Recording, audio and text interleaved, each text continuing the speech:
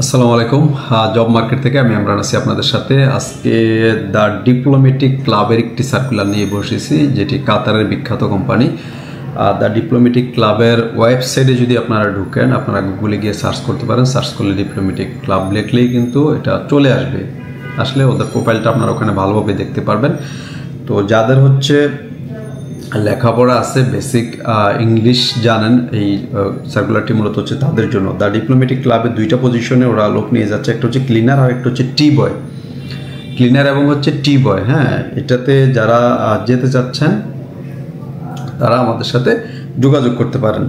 এটার এখন pre selection চলমান আছে, আমাদের প্রি সিলেকশন চলমান আছে। প্রি সিলেক্টেড কাদেরকে করা হবে এখানে? যারা হচ্ছে minimum education SSC past, secondary school certificate past, এবং হচ্ছে যাদের বয়স 21 থেকে 35-এর মধ্যে এবং মোটামুটি বেসিক ইংলিশ জানেন, তাদের জন্য প্রি সিলেকশন চলমান থাকবে। প্রি সিলেকশন শেষ হওয়ার পরে হচ্ছে এটার ফাইনাল ডেলিগেট অনুষ্ঠিত হবে, কারণ প্রি সিলেক্টেড প্রার্থীরাই ফাইনাল ডেলিগেটে ইন্টারভিউটা দিতে পারবেন। তো যারা ডিপ্লোম্যাটিক ক্লাবে ক্লিনার এবং হচ্ছে টি বয়ে যেতে চাচ্ছেন তারা আমাদের সাথে যোগাযোগ করেন। এবং হচ্ছে তাদের স্যালারিটা কত হবে? তাদের স্যালারি হচ্ছে 1000 বেসিক, 300 হচ্ছে food allowance, total 1300 Qatari real পাবেন।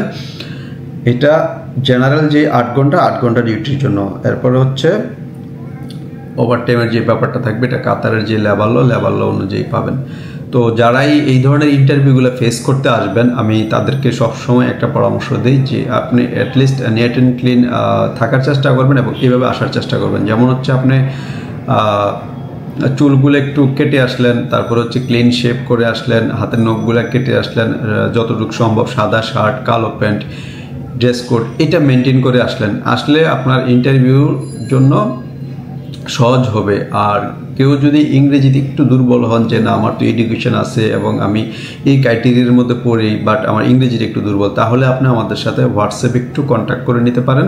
আমরা চেষ্টা করব এরকম রেস্টুরেন্ট বেস বা এরকম ক্লাব বেসের যে ধরনের ইন্টারভিউ কোশ্চেনগুলো হয়, কোশ্চেন এবং অ্যান্সার যে শিটগুলো, এটা আপনার সাথে আমরা শেয়ার করার জন্য চেষ্টা করব। তাহলে আপনি আশা করি কিছুটা হলেও ওভারকাম করতে পারবেন একটা ডেলিগেট ইন্টারভিউতে আসার পরে। অ্যাটলিস্ট নার্ভাস ফিল করবেন না। তো প্রি সিলেক্টেড হয়ে গেলে আপনার অবশ্যই দুর্বলতা কেটে যাবে, কারণ প্রি সিলেকশনে আপনার যে ধরনের কোশ্চেনগুলো করা হবে বা যে ধরনের ইন্টারভিউটা নেওয়া হবে, এটা বেস করেই কিন্তু ফাইনাল ইন্টারভিউটা হয়ে থাকে। একটু ব্যতিক্রম, বেশি একটা ব্যতিক্রম হয় না, কারণ ডেলিগেট কোন কোশ্চেনগুলো করে আসলে কোন সাইটগুলো দেখে, এটা কিন্তু আমরা প্রতিনিয়ত দেখতে পাচ্ছি। তো ওটা বেস করেই কিন্তু আমরা প্রি সিলেক্টেডটা করে থাকি। তো যারা কাতারের এরকম একটি ডিপ্লোম্যাটিক ক্লাবে যেতে চাচ্ছেন বা এই ধরনের প্রজেক্টে ঢুকতে চাচ্ছেন, আমি সাজেস্ট করব আপনারা প্রস্তুতি নিতে পারেন এটার জন্য। কারণ হচ্ছে এটা প্রতি কয়েক মাস, 2-3 মাস পরই ওরা লোক নিয়ে যায়, হায়ার করে, কিন্তু কোয়ালিটি লোক লাগবে। কোয়ালিটি লোক হলেই আপনি এই ধরনের ডিপ্লোম্যাটিক ক্লাবগুলোতে চাকরি করতে পারবেন। তো যারা এই ধরনের সার্কুলার চাচ্ছেন, আমাদের চ্যানেলটা সাবস্ক্রাইব করে আমাদের সাথেই থাকুন, যাতে এই ধরনের অ্যানাউন্সমেন্ট আমরা আপনাদের সাথে শেয়ার করতে পারি আমাদের এই চ্যানেলের মাধ্যমে।